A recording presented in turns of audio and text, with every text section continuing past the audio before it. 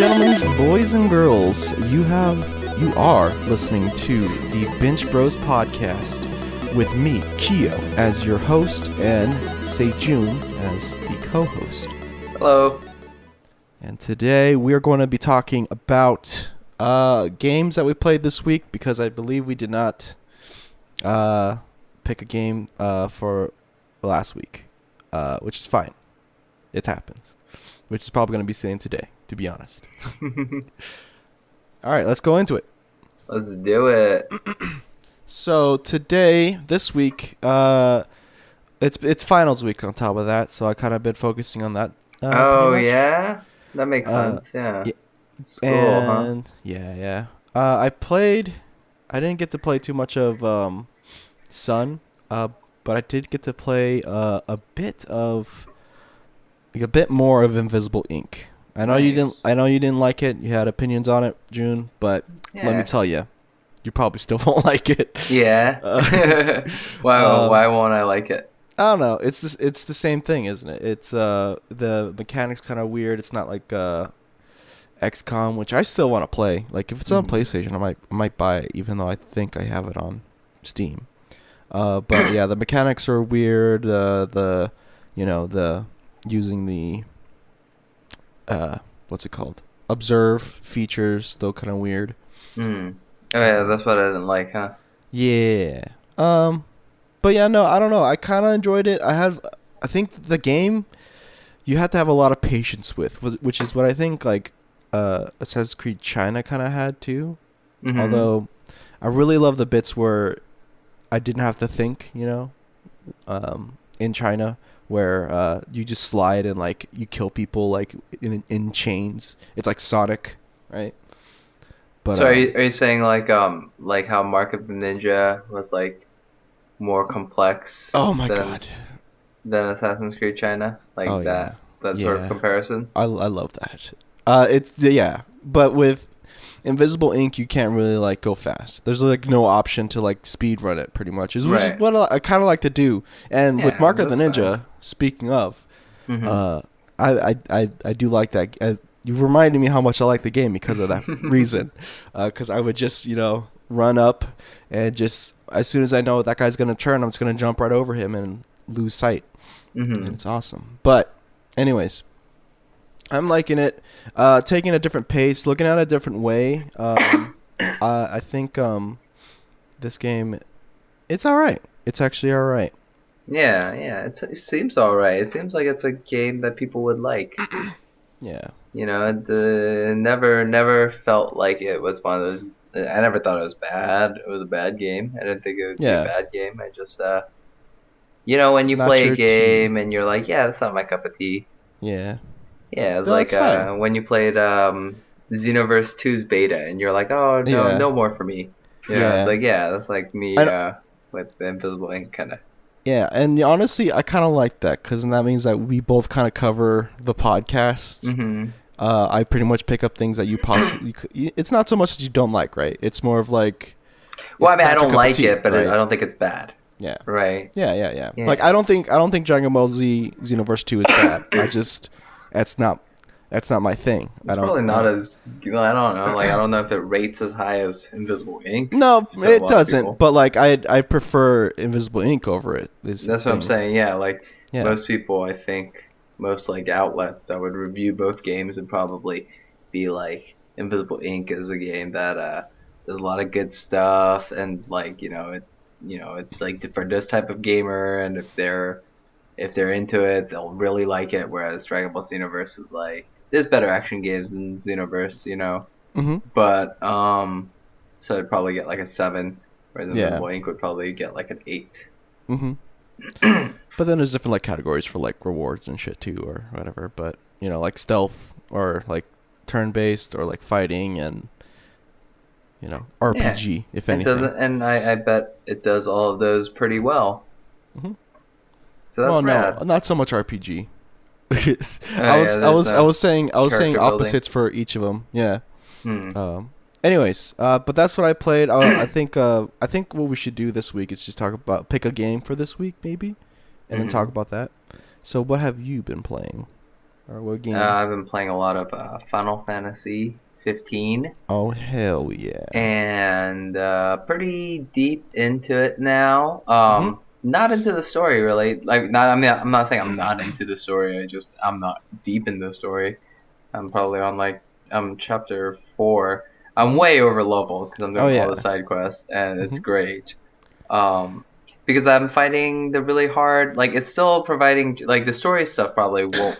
I don't know. It's probably not gonna mean anything to me, difficulty wise. But like Yeah. the harder enemies in the world and in like some of the side quests, like those are giving me a good run for my money. I'm using a lot of But I mean, here's the thing with this game. Mhm. Unlike a lot of tough games, this game is I mean it's in one way it's cool because like you don't have to deal with the frustrations of like losing a lot, but like if you have recovery items, like a lot of them, like you can brute force your way through anything pretty much, so it's like Yeah. I just I'm stocked on Phoenix Downs and elixirs and stuff, and Yeah. like if I ever if any of them go down, I like just bring them back up. Mhm. I have like a whole suite of abilities at my disposal now, like so it's getting really like I don't know, it's interesting. I really like the game. It's not too challenging. Mhm. I've heard about some of the crazier like end game stuff, which I'm stoked for. So Ah, I'm thinking yes. of just once I'm done with the story, yeah, I don't know how long that'll take me, but You're prepping I'm for that 17-hour boss, right? yeah, whatever there may be. I heard there's a dungeon that apparently the strategy guide of the game Uh-huh. describes it as like this dungeon is too complex to explain with words and pictures. So here's a URL for like a video or something. I What don't know. the heck? It's like I want to see what that's all about. Like I guess no one's mapped it out or whatever. So I'm Wow. excited for all that stuff. Okay. I'm stoked on it. I can't wait to see where it goes. I like the characters a lot. I like how weird it is. It's a very weird game. It weird in that like in that way only like big budget games like this are usually only this weird if they're from like an established series that's from Japan. Yeah. You know what I mean? It's like Yeah. Metal Gear gets this weird, Oh, I know I just remembered what the weird part is in here. Yeah.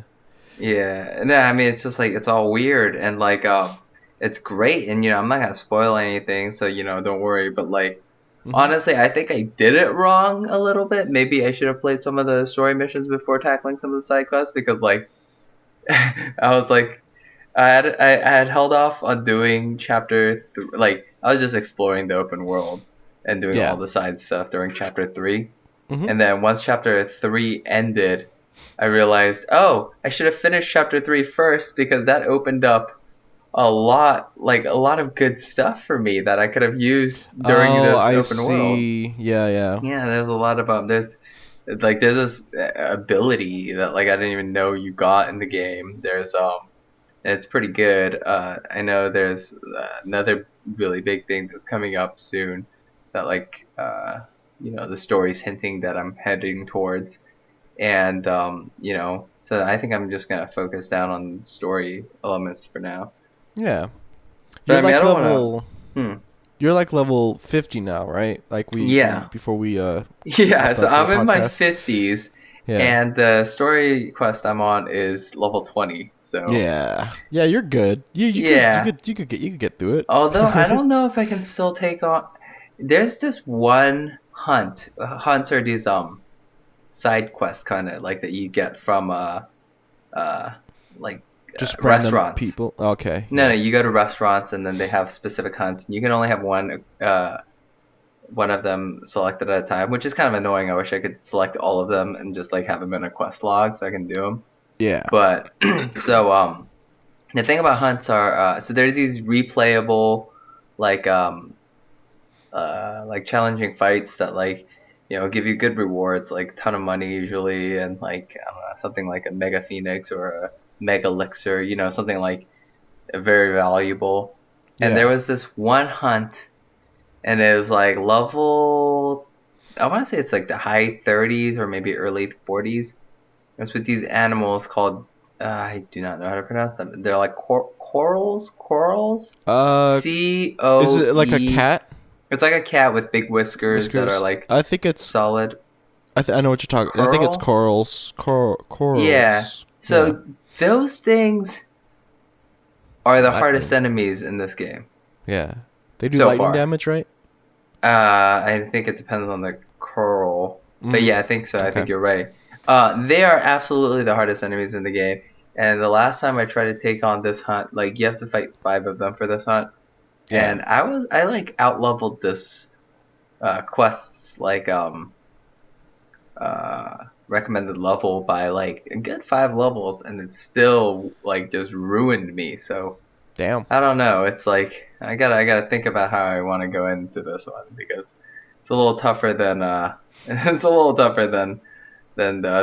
other like, even like, you know, the bigger demons and all those things. You know, like I'm pretty good at taking out, but like these corals, man, they just something about them, the way they attack, they do a lot of damage. They don't take any much damage, right?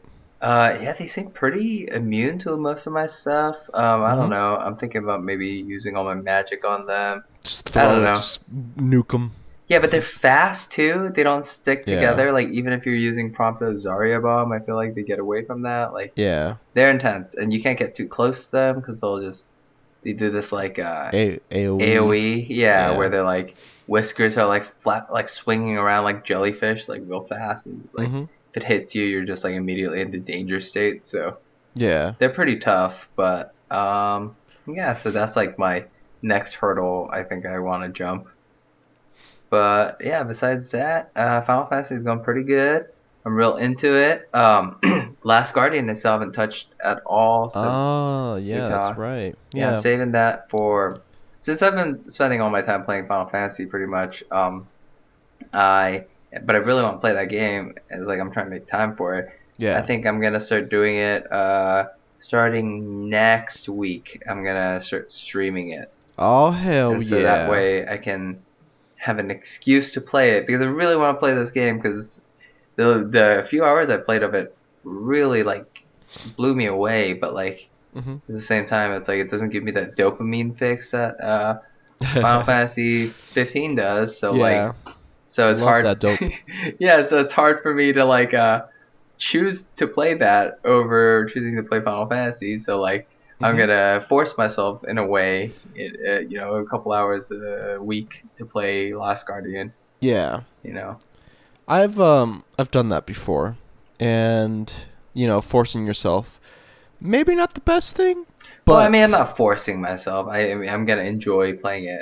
I enjoy like streaming, and so like if I can combine both. I mean, it was like, I was like, you know, the games that were on the slate for me to stream coming up were like, you know, that reboot of Doom, which I enjoyed. I still haven't played through that yet. I played a little bit of it. There was that game. I could have also played Killzone Shadowfall, Mad Max. I have a bunch of games just like on the docket that I haven't touched, but I think I want to do something big, and Last Guardian's a big one. You know, that's one of the bigger ones. So can't wait to get through that one. Yeah, I think with my thing with forcing yourself though is like, I think you have more experience with like streaming, because I feel like that plays into it too. And because I played I played Fallout 4, and that was like one of the ones I forced myself to play. And then after that, I pretty much just like I messed up in like editing and stuff, so it kind of messed up me like continuing to play and everything. So sure. Yeah, I don't know. Yeah, it's like because there's a stream, I generally like there isn't much editing happening on my end. You know, it's just like you know, the whole thing, you know, warts and all. Yeah, but I think it's also like you have more time, because this is also June's Twitch is also twitch.tv/badfriendsbrigade. That's right. You got it in one. I did. I almost said best friends again. But yeah, if you look at the past podcast there's like a lot of videos, like over 100, I think, right? Is there over 100? I think, I'm not sure, but I did overhear you say something about someone else uploading on there too. Is that right? No, I don't think it's gonna. I don't think that's gonna end up happening. I don't know. We'll see how that goes. But okay. Yeah, like, cause Timmy, who streams with me, he moved away. He wants to start streaming on that too, but I don't know if it's Twitch's deal or if it's something else. But like, we're having some technical difficulties. But stay tuned for his stream of Until Dawn, which is a game we've streamed. But like, it's just one of those games that like I think it's gonna be fun to watch any stream of it because things can play out so differently every time. And he's gonna play a scary game by himself? I don't think he's playing it by himself. Okay. But he loves horror. I think he could do it by himself, but I don't think he's gonna be by himself. He's last time we played that game, the only time I've ever played that game was on a stream with him, and it was excellent. Like the way that our game's story turned out was absolutely exactly the way I would have hoped it for. And we didn't mean for it to go that way. It's just like accidents and like wrong choices, But like the two characters who are the characters that we hated the most in the beginning of the game and ended up liking a lot towards the end of the game, like they kind of grew to become our favorites. They're the only two who survived, and they're like pretty terrible people. It is pretty great, like watching these terrible people make it out and just be like traumatized by this experience. I was just like, yes, I love this. God, that's a great stream. If you guys want to watch a fun stream, watch the Until Dawn stream. But I mean, you're right, Kyo. Like, I've definitely sunk a lot of hours in that stream, and due to the stream, I finished. Well, I mean, most of the games I finish on the stream are games I've played either to completion before, or sometimes not. Sometimes they're like games I've never tried before. And we usually, and I'm gonna try and keep the trend going, but like every single game not every single, but like almost every game we've played on the stream, we have finished to completion. One of the examples I could think of that we didn't was Murdered Soul Suspects, which is a game I couldn't stand. But maybe I'll even give that a try one day. Yeah. Probably. How is that? Like, I mean, I wanted to pick it up because it's a Murdered Square Enix Soul game, Suspect? right? I don't think it's. I don't know. Maybe it's not a Square. I know it's an indie game. I don't know if they published or. I don't think they did. It's. Man, I did not like that game at all. Square Enix Holdings. Yeah, did they publish it? Yeah, published, and then it's Airtight Games at the moment. Airtight Games, yeah. Unfortunately, while that game has a really great premise, like the premise is so good, you're a ghost who is trying to solve his own murders, but man, it was like boring and bad is the only way I could describe it. There's this great game on the DS called and it's on iPhones too, but I don't know how the payment model works. I think it's actually kind of a shitty port. But there's this game called Ghost Trick. Do you know of this game, Ghost Trick? No, not too much.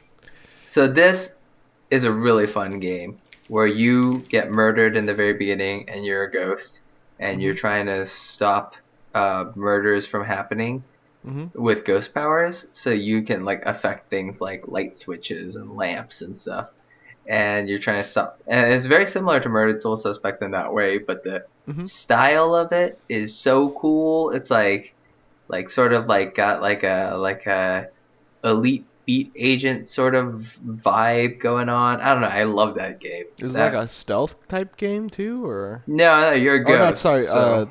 that's stealth, a puzzle. Yeah, it's definitely a puzzle game.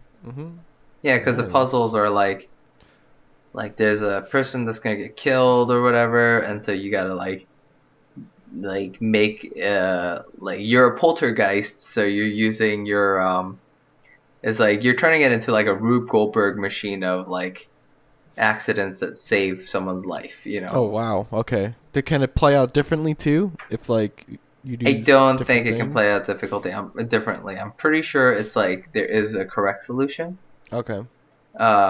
But like it gets pretty complex. I remember there was one where it was like you have to like get like a fan to start spitting, like a ceiling fan, so you can Mhm. like get something on there, which will do something. I don't remember. It was like, but like it ended up with like the dude who's about to shotgun like this lady. He's about to kill her with this gun, and like he ends up like missing his shot because of the stuff that we end up. The ghost ends up like turning around. There's also Yeah. a really cute Pomeranian in that game who's also a ghost, and his name is Missile, and he's a really Aw, great dog. And I think that's a nice. really cool name for a dog, Missile. Nice. Mm, Pomeranians. I'm not sure if I like those hen dogs, but I think they're pretty that's cute. cool. Yeah. Yeah, I don't know. That's sick.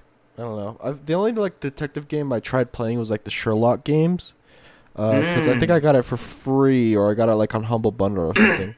And honestly, it didn't last long. I can't remember which one it was, but it's not one of the newer one, I guess. Yeah. It's one of the older ones. And There like, was is it the one where like every time you turned around, Watson would be somewhere else because they didn't animate him walking. I'm not sure. I literally only played it for like 30 minutes and I was already over it. Do The you last ever thing I know? the last thing I remember was like I was at some sort of church and someone died there or something and I had to figure out where to go. Well, I mean, like, yeah, these detective games are sort of like throwbacks to the adventure game genre. Mhm. And I don't know if you've ever played those like old adventure games like Oh, Monkey Island or oh, dude. Full Well, Throttle. I didn't get to play Monkey Island, but my mom did, and Hmm. I've always wanted to play it. And I think there is one adventure game I kind of played recently. You I don't like the can't Telltale remember. ones. Telltale ones? No, I don't. I feel Yeah. like it's not the same as like No, adventure yeah. games though, right? No, they're adventure games for sure. But like they're not as I don't know, they just have their own style. They're Yeah. very different from the like old LucasArts ones, which are the ones that like we think of. But like Yeah. yeah, I mean there's like I'm trying to think. Like there was one game recently, like within the last 10 years, that felt like, oh yeah, Rockstar and Team Bondi, L.A. Noir. You ever play that game? Oh, well, unfortunately no, but again, I saw my friend Okay, played it and I watched him yeah, play I it. don't like that game very much, No? but yeah, personally, it's just Mhm. don't like it. But Dismiss it's it. cool. It's I mean, in ways, it's cool. It's kind of got Yeah. it's reminiscent of those old point and click adventure games in a lot of ways. It's like a mix of like a point and click adventure game and Mhm. like I don't know, Grand Theft Auto control scheme. So it's like I Hmm. don't really, Okay. yeah, I don't know. Interesting.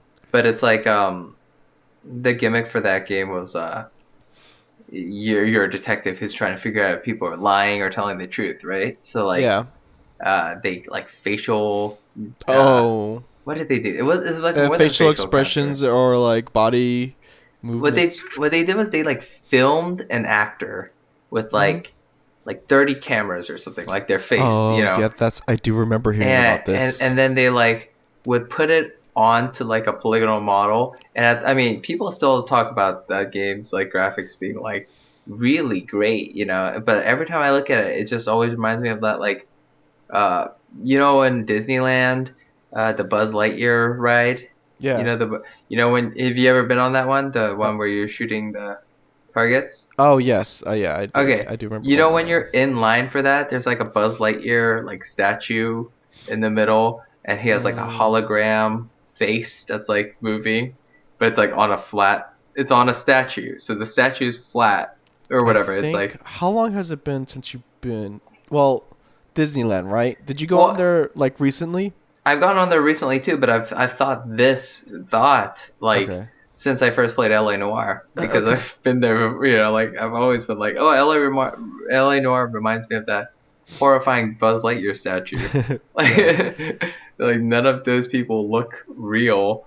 It I see looks what you, like, they're just yeah, like their face is real but their body isn't. Like but it's like it reminds me of exactly what it is, which is video being projected onto like a facsimile of a person. It's like yeah. they created a person out of polygons, and Yeah. they put like video footage of a person's face on the polygons. That's like what they did. I think I would want to play it just to see that feature because I've watched the show called Don't Lie to Me, right? Or it's a show where they talk about where it's this detective. It's somewhat similar to Sherlock, but he focuses more on like micro expressions, pretty much. And these expressions could be, anger, sadness, or whatever, and you could spot that only happens for like a microsecond or whatever. And then that's the only reason why I would want to try it, is to see if they added that kind of thing in there. Yeah, I wonder. They make it pretty obvious in LA Noire because of the fact that like you have to go on facial recognition, and like a lot of people are gonna be playing this game. So like a guy will be like, I don't know, I don't beat my wife, but then he'll like his eyes will start twitching, and he'll like be fidgeting with his hands. Yeah, and you're like, he'll probably do like the obvious signs, right? Yeah, There's something in front of him, or he's holding something that blocks you, or whatever, or he's looking down, and then he looks at you when he's done like with the sentence or whatever. That's the reason. Like, okay, the weird face thing isn't a reason I didn't like the game. I thought that was just like hideous, it's like whatever. Weird. Yeah, I was like, ew, this is horrifying. But the reason I didn't like the game was because it bent over backwards to like help you progress through the game in a way that made me feel like every time I would progress, like I wasn't smart. Like it wasn't. I never figured anything out. Yeah, it's like you didn't. Yeah, it's like everything was pretty much already handled for you. I'm pretty sure there was like a thing where it was like, it would tell you how many clues there were in the environment that you have to search an area, and there's like 4 clues in this area, and so like you can't leave until like maybe you can leave, but like so there's 4 and they're all shiny, and like so like you have to keep like just combing the area until you find the 4 shiny things, and then like you can okay, there you go, now you have enough information to like ask about this thing. It's just like not very subtle. I remember disliking that game. But I mean, like, to get back on track to what we were saying, that's besides like the Telltale games, that's like a game that I feel like is the closest to and besides Broken Age, which obviously is a throwback to the old adventure games. Like that is like the closest I feel like we've gotten the old school adventure game since like I don't know, Grim Fandango or something, Yeah. But Full Throttle is coming out soon. That's my favorite LucasArts adventure game. I'm definitely gonna be streaming that when that comes out. My favorite LucasArts adventure game, and probably my favorite adventure game of all time. So I wonder if I could. I used to know that game like really well, like the back of my hand. I knew every single I could play through it, and I wonder if I could still do that. I'm excited to try. There's this one game that's kind of like an adventure game. I think it's called Gold Rush, but I can never find it to play it. I love this one. It plays kind of similar to like Oregon Trail, kind of, but I think it's more of like an adventure game where you have to I don't know, stock up on stuff and move. So that's more like a survival game, I think here. Yeah, a survival, but I think it has hints of like adventure or adventure like. The point and click adventure type thing. Yeah, I feel like adventure is like the wrong word for that genre, even though that's what I mean. We call them adventure games, but I kind of call them point and click, but that's because I use a mouse and stuff, right? No, they are. Yeah, they're point and click adventure games is what they're called. But like, why?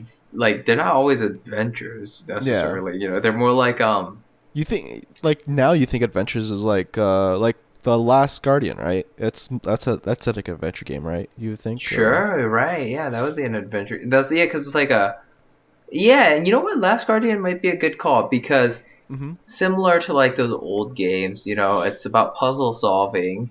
Yeah. And it's about like I mean, like a lot of things about those old games where it's like trial and error. You're like, okay, so how do I progress this story? Like, who do I talk to in which order? What inventory items do I combine? Stuff like that. So that's how I kind of played those games. And the Telltale games are kind of like that, but also kind of on rails a little. Yeah. I think they want you to get through it a little faster than the old games did. Because the old games would have like props to Telltale for speeding things up a bit, because like there are moments in those old adventure games where you'd be like, literally stuck somewhere for hours. No, because you're you like have no idea pixel hunting like everywhere. And you can't find it or whatever. There's Full Throttle. I said it's my favorite adventure game of all time. Yeah. It has this one puzzle, right, that drove me absolutely insane, and I'm sure it's gonna again when I stream it. But you have to. So a character tells you that there was a crack in a wall when they were a child, and so they knew that the secret passageway would be if I kicked a part of this cracky wall, like if I lined my eyes up with the crack in the wall and I kicked right at that spot, then a portal would appear. That's like what they say.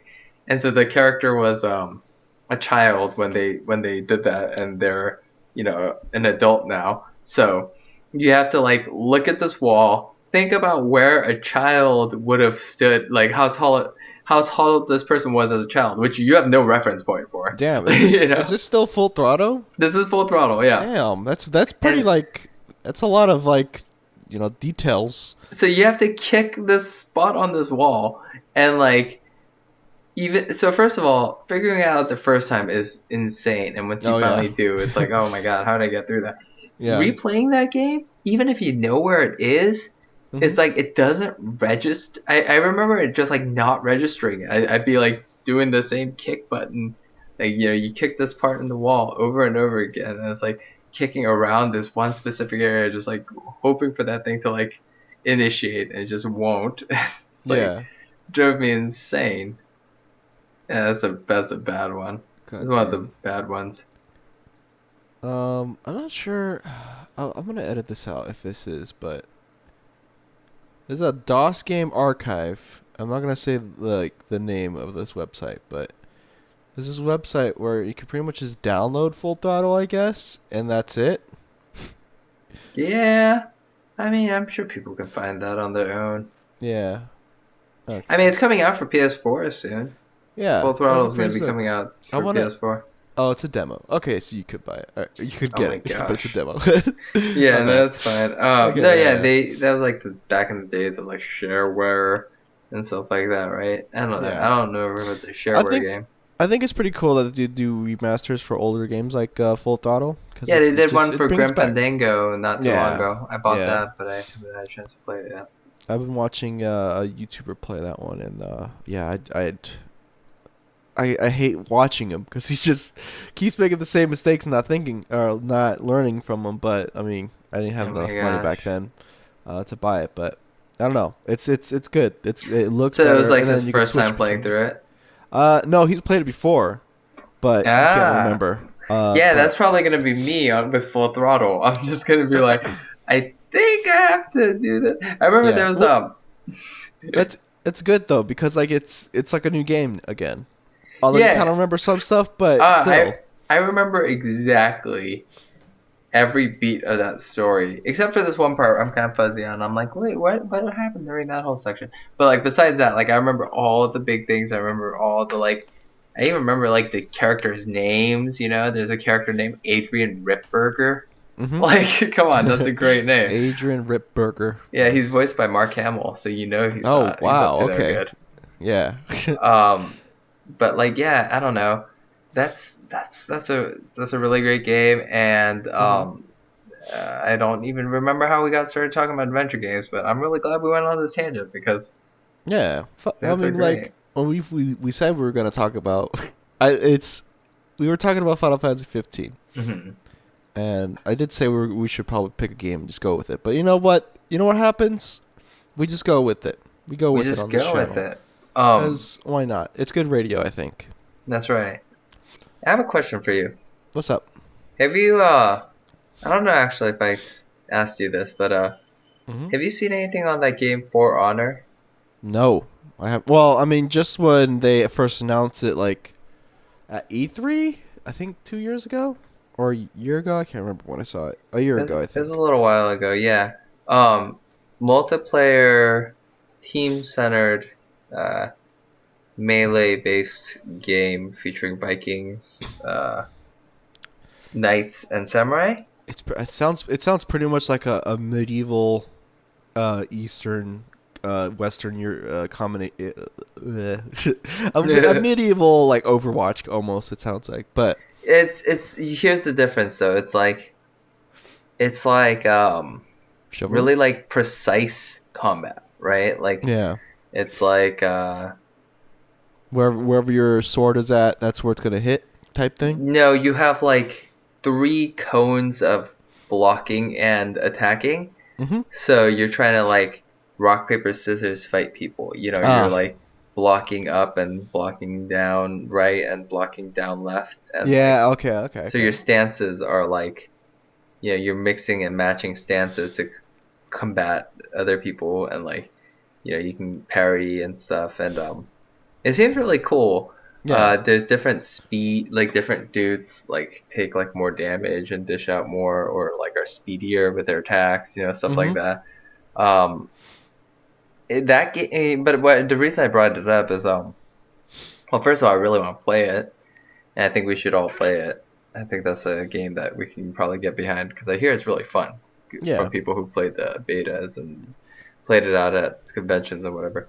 But also though, they are doing that cool thing that Overwatch and Titanfall and all these multiplayer shooters are doing nowadays, which is very different from the traditional model of online battle arena, not like battle season arena. pass, like season pass stuff like so like, you know, Call of Duty and other games would generally like to get this map you have to buy this DLC or this character. Yes, type thing. And it kind of the thing about that, which was detrimental to the game in the long run, was it would kind of carve the player base, you know, like, and so like some people wouldn't get the DLC, and some people who were like, you know, and it maybe like, you know, if you weren't necessarily super good at the game but you liked playing it, you might feel discouraged from getting the DLC because like, oh, why would I want to play with, you know, the people who are spending more money on this game, you know, just to get my,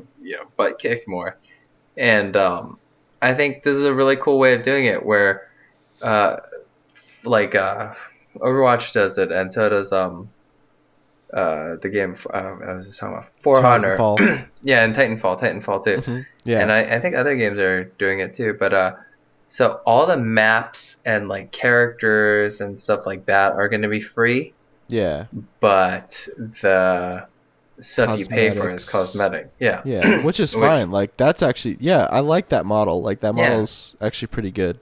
I mean, like I love cosmetics, so like you know, like if I'm willing to pay for anything, it's cosmetics, you know. But like like I think that's a really neat way, because even if I don't buy the DLC for the skins or the, you know, the weapon like skins or whatever for these games, like I can still play the new map when it comes out. I can still play the new characters when they come out, you know, like you don't have to worry about that. And I don't know, I like that a lot. I like this way that the multiplayer industry is changing. Yeah, me too. I like that a lot. Now, with the cosmetic bit for Honor, do you think it's going to be the same with like Overwatch, or has this not been said yet? So I know this about For Honor is there's like armor and weapons that you equip to your character, and you know, I don't know how much they affect gameplay, if they do at all, and I don't know if you can buy them if they do affect gameplay. So I don't know exactly what's going on. I know that the maps are all going to be free in For Honor. Yeah. And all the maps are going to be free in Titanfall. Titanfall, I think, just had an update recently with a new map. Sick. But like, and all the Titans and all the weapons are free in Titanfall too. It's just you have to like, you have to kind of unlock them through leveling. Yeah. Which that's also a system I don't love, to be honest. Like, in a multiplayer game, it just like kind of says like, hey, the more hours you put into this game, the more of a advantage you're gonna have. Besides the innate advantage of having more experience with the game, you're also gonna have more literal advantages, like Mm-hmm. more options to play with, which Yeah. not always a fan of that. Yeah, because like picking a different like ult for your your Titan would probably counter a basic ult from another Titan, but the only way to get that is through going leveling Yeah, up and it's stuff. basically like you have to have a level 50 Symmetra before you can put down a shield generator instead of a teleporter. Yeah. It's Yeah. like, Mhm. oh, no, like I don't like that, like Mhm. you know what I mean? Like, oh, Lucio, like, like what if it's like more you leveled up Anna, like the stronger her, like, her nano boost also Mhm. gave the character a speed boost. Yeah. Maybe increase duration or something. Yeah, that would Yeah. that would suck. Cause I mean that would suck because we spend a lot more time on Overwatch than any other game. I think. Yeah, but I mean, like, it But would suck just because, like, you that kind means, of like, sorry. Go new ahead. people, well, I mean, like, new people who are playing the game. Yeah, they're gonna be Like, like behind. I don't want them to be at a natural disadvantage Mhm. because I Yeah. don't like that. I don't like the idea of, like, You want a I don't feel fair good about that. game. Yeah. Yeah. I don't know. Like, the last time I played Titanfall 2, I remember this dude had a gun that I had no access to. Like, some, like semi-auto sniper rifle. He just, like, sniped our team down. And I was like, oh, well, great. Like, like, what was I supposed to do? Like, I don't know. Yeah. Made me feel like it wasn't an earned, like, victory on their part. You know what I mean? Yeah. Because you didn't really have enough time to like you didn't spend as much time as that guy did. The other thing you Yeah, could do too is like you could buy it with the points that you get after the game. I think I can't remember, but that's that's like a gross. one-time thing, pretty much. Well, that's gross. It's like, don't, like, I don't know. I like, I Not with like like the, real money. You could like farm with the in-game currency, but that does take a while. I think. yeah, and I think that's a shitty way of going about. Yeah, I don't like leveling in multiplayer games unless it's like a MMORPG or something, where it's like Yeah. it doesn't like you're fighting the world as well, like I Mhm. also like it in multiplayer games with where people have different levels when it's when you can just hit a mode to balance it, Mhm. just even it out. Like I know Dark Souls evens out levels pretty much when you're fighting people who are higher or lower level than you.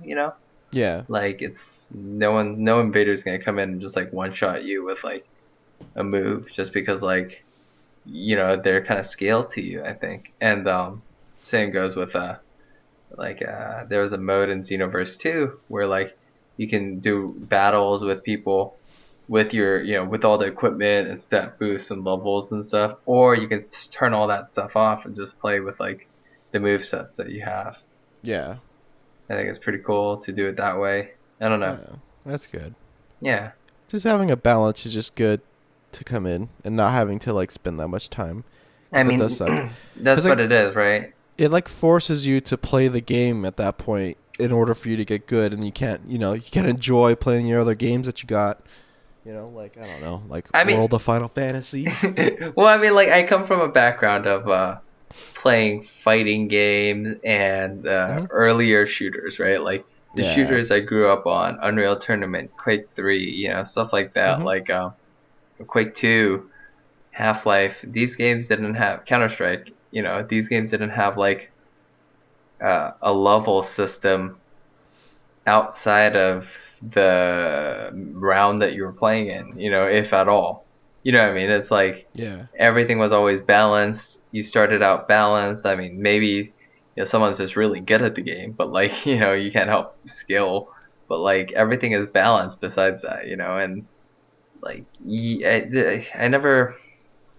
It's like I see Injustice 2, right? I see the trailers for Injustice 2. I really want to play that game. I love the first one a lot. I like NetherRealm as a fighting game developer. I think Hmm. they're very excellent at what they do.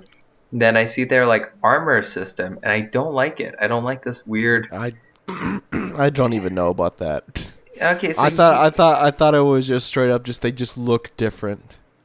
so you get like no like I was watching a video footage on it, and they're showing like, oh yeah, this is a legendary drop for Harley. You know, this is a level 20, jester Drop. hat, and it Fuck. gives her you know like like 20% faster this, or I don't know, like I don't like gives her more, like gives her buffs, like she takes less damage, or Mhm. something, like, it's Yeah. just like, what? I'm pretty sure This is everyone a has like a fighting different thing. game. Yeah, and Yeah. I'm sure Now there's a yeah, it sounds like it just becomes like a strategy fighting game at that Yeah, point. and no, and I think there is and maybe there's like a, like, hey, this, you can choose either this helmet or this helmet. This one's gonna give you more attack damage with this one. But no, I don't like that stuff. That stuff's never good. Like Street Fighter Cross Tekken had this gem system where like you can equip gems on your person, up to 3 gems, and there would be like, this is the attack boost gem. This is a defense boost gem. It's like, no, get that stuff out of my fighting games. Like I don't want to have to like get stuff outside of the match I'm playing itself. Like if I come in choosing the wrong setup out of the setup like basically this is what I want from a fighting game. From any multiplayer game. I want me and my opponent to be basically picking from the same box. You know what I mean? Yeah. Like we have the same like pieces, and depending on how I choose my pieces and how they choose their pieces, they might have an advantage, but we both had the opportunity to pick the same pieces. You know what I mean? Like Mhm. I don't want it to be like, oh, he bought this special box, or his box got bigger over time. Like that's why I never got into TCGs. Like I could Yeah. never get into Magic Mhm. or Pokemon, because it was like, like, I mean, Oh my that guy god. just spent more money than me, No, or yeah, like, that's pretty much it. Like, I unfortunately I am kind of one of those people. I kind of stopped doing that recently, but yeah, you pretty much have to spend a lot of money to like get high up in there for yeah. TCGs. No, and I mean, it's like, that's, I don't want multiplayer games to turn into that. Yeah, yeah. It just becomes just like cash cow. I can't remember. I would love there to be like a Magic type game, like maybe even Magic itself, but Mhm. like, instead of me getting cards and being like, this is my card I'm using, like I got this extra rare card that's super good or whatever. Yeah. Instead of that, I would like it if they had loadouts that you could choose from, like, or maybe like a stack of like, like 30 cards, and like, you can put these in your deck, and Mhm. like they're like, it's all the same. But it's like, I Yeah. don't know. I think Hearthstone kind of does that, but then again, that's just like a whole different No, type of thing. I think. Hearthstone doesn't do that. Hearthstone does the same thing. You unlock cards in Hearthstone. Yeah, no, you're You right. But they're trying to. They did some new thing where you pick like standard, where it's only the.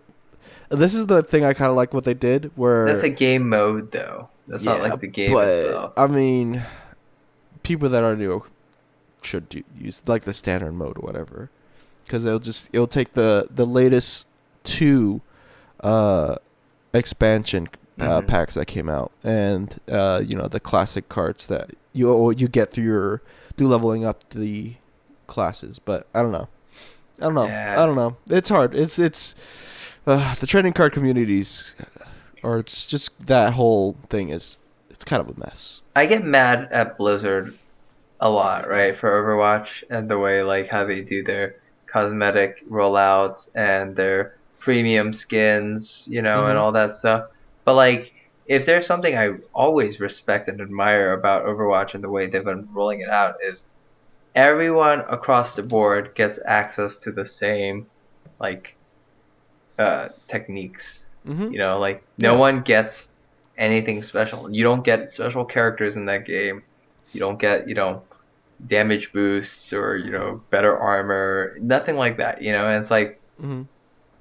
could you imagine if that game, like, if you could unlock different guns for your heroes, or like, or add-ons to your guns or something, like a quick scope for like McCree, or like a Yeah. laser sight, or some shit No, like dude, that, that would just suck. Yeah, I but I wouldn't mean, but want to. that's Call of Duty, right? Yeah. That's like, that's Titanfall, Mhm. like Yep. these games have that shit, and it's like I don't know whose idea. Maybe it was just like it felt good to level up. It's that dopamine fix that we're talking about. But like, yeah. Mm-hmm. but damn, I feel like as much as I love Modern Warfare, Call of Duty 4, as much as I think that game was really good for the multiplayer shooter and uh, overall, I think like it kind of ruined multiplayer in one way because by adding that stuff, Yeah. Yeah. I don't know. I don't know. Sucks. Jim, Yeah. I have we're gonna cut this. We did say this in the before we started podcast, so I apologize to everyone. Kind of again, we're gonna be making this podcast short. But you didn't talk about Invisible Ink. No, dude, it's fine. No, it's good. I didn't care too much about talking about it. I'll probably talk about it next time when I finish it. I don't know. I think I'm gonna pick up another game. But oh my gosh, I wanted to do literally either 5 or 10 minutes to do this one thing with you, and it's possibly going to replace our Pathfinder thing. Okay, but before anyone gets too scared about that, we are going to have a Pathfinder Dungeons and Dragons podcast, or Twitch stream, or a combination of both.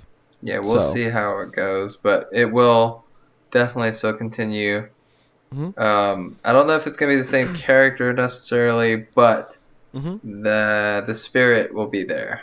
Yeah, there's a lot of it's gonna be really fun. I think it's well, I think everyone will enjoy it. I think.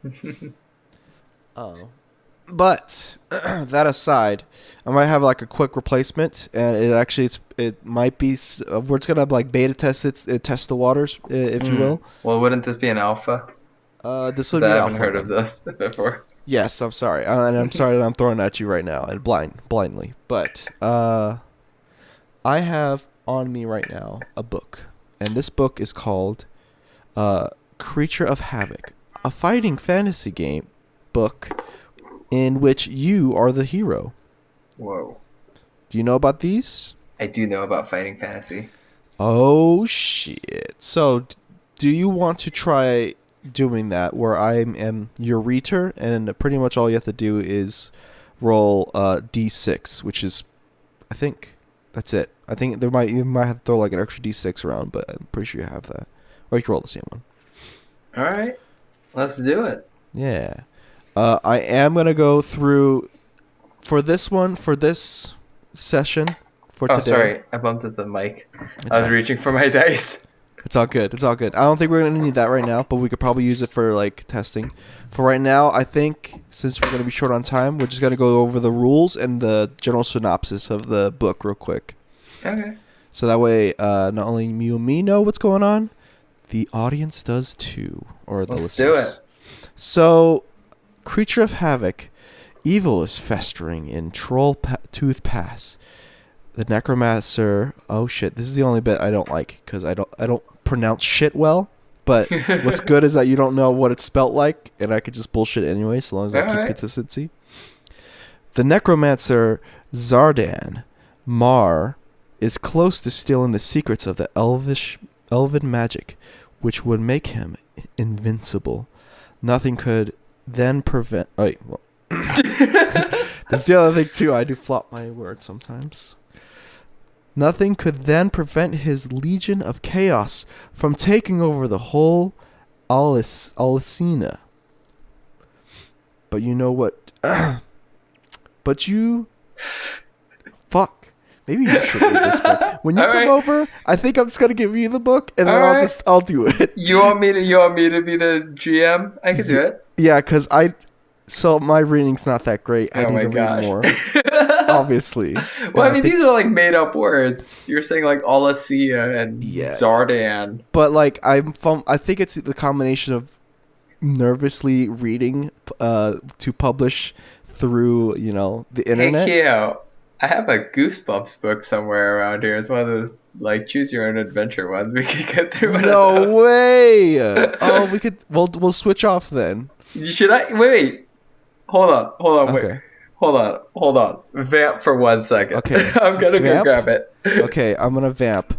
Actually, no, I shouldn't. But man, I just fumble way too much. So I'm gonna apologize to everyone that's listening right now.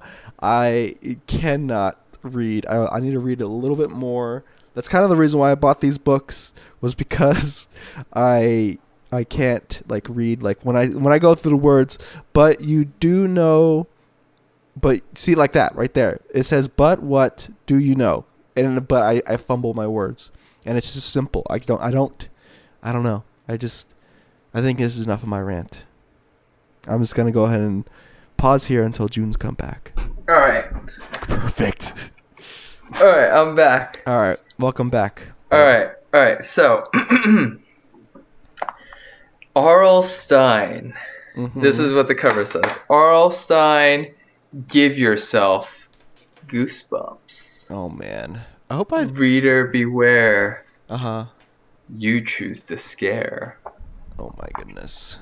There's a picture of a monkey wearing a lab coat, and he's tearing out of the lab coat, kinda. Okay. Is someone wearing that lab coat? No, he's I think it's a person turned into a monkey or something. I see. Okay. There's like beakers of green liquid that's spilled everywhere. Okay. It says, choose from over 20 different scary endings. And this is book number 4, and it's called The Deadly Experiments of Dr. Eek. Man. I'm going to read the first page now. All right. Beware! Do not read this book from beginning to end. Enter the laboratories of the evil Dr. Eek. These are labs with experiments so strange, so amazing, so terrifying. There are super smart chimps and never-ending mazes. There are growling German shepherds and mind-boggling virtual reality. One visit with Dr. Eek and science class will seem like kindergarten. Uh-huh. The scary adventure is all about you. You decide what will happen, and you decide how terrifying the scares will be. Start on page 1, then follow the instructions at the bottom of each page. The instructional. Nice. You make the choices. If you make the right choices, you will escape from Dr. Eek's deadly labs alive. If you make the wrong choice, beware! So, take a long, deep breath, cross your fingers, and turn to page 1 to give yourself goosebumps. Oh, man. Alright, should we start on page 1? Do you want to do that, or do you want to do the... You know what? Yes. Let's not start on page 1. Okay. But we will continue on the next podcast. Okay, I'm going to keep this book out, because I think we should do this. No, this is good. I like this. How long do you think we should... No, let's end the podcast and we'll talk about it after. Once we close. So, that's what you guys have to look forward to for right now, I guess. I'm sorry if for those who were looking forward to Yvette's adventure for redemption, I think. But I kind of lost a thread on her motivation there. Yeah. I honestly, I kind of did too. I kind of forgot for a bit, but she might come back. Who knows? I don't know. But yeah. Anyways, thanks for listening, everybody. Be sure to leave a like, follow us on all the whichever media you're listening us to, whether it be podbean.com or binchbros.podbean.com or iTunes when searching for Binch Space Bros. We are not the push-up app on iTunes or the muscular app. We are the one lower than that where you see two faces and there's a blue background currently. So my mouth is agape right now because I didn't realize there was a push-up app called Binch Bros. It's not called Binch Bros, but I think the word bench is enough to pull up exercise apps. Okay. And then Bros, I didn't look through it, but I just saw like someone doing like push-ups like as an image. So I was like, okay, great, this is gonna be great for us. As long as it's not those freaky SA whatever. What was that? SA.